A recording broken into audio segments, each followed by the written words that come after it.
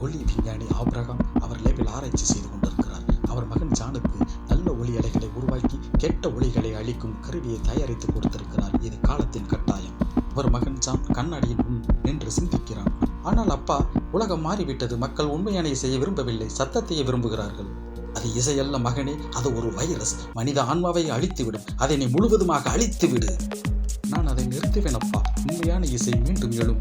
மனதில் எண்ணிக்கொண்டே ஒளி மாசர் அந்த வீதியில் நடக்கிறான். அந்த நிலையிலும் அவன் காதலியின் முகம், அவள் அழகான சிரிப்பு சத்தமும் அவன் மனதில் வந்து போகிறது.